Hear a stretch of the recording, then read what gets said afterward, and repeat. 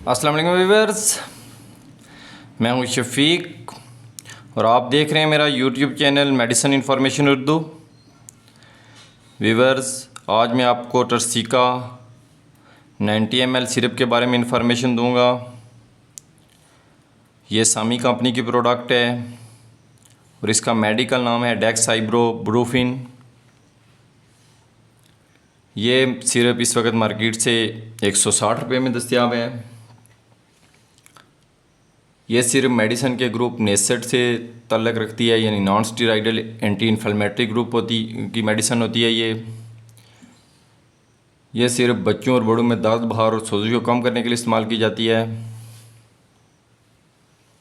मज़ीद यूजेज अगर इसके देखे जाएं तो ये सर दर्द के लिए इस्तेमाल की जा सकती है, बुखार कम करने के लिए, कान का दर्द, दांत दर्द, गले का दर्द, कान पेड़ों की वजह से जो दर्द होता है, इंजरीज़ के बायस दर्द और सोजिश, हड्डियों और जोड़ों के दर्द को कम करने के लिए इस्तेमाल की जाती है।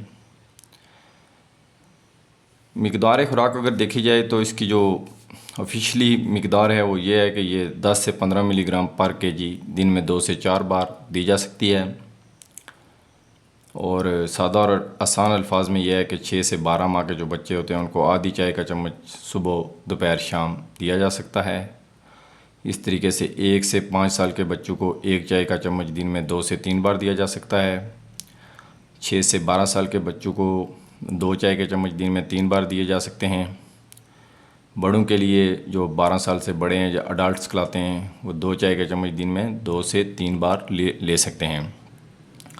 साइड इफ़ेक्ट अगर देखे जाएं तो इसमें यह हो सकता है कि ये पेट दर्द कर सकती है, जिगर की एसिडिटी हो सकती है ज़्यादा लेने वाले मरीज़ों में, क्या मतलब भी हो सकती है, वेरी रेयर होते हैं साइड इफ़ेक्ट। और इसके अलावा कुछ लोगों में आंतों का इन्फेक्शन हो सकता है, वेरी रेयर होता है, बहुत कम हो सकता है। जिगर और गिरदा के मरीज़ों को एहतियात से लेनी चाहिए।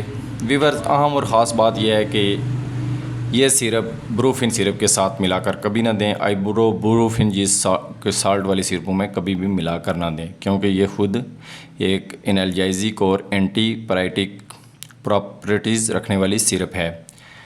उम्मीद रखता हूँ कि आज की इन्फॉर्मेटिव वीडियो आपको पसंद आई होगी। अगर वीडियो पसंद आई है तो लाइक और शेयर कर दें और मेरे चैनल को सब्सक्राइब कर दें।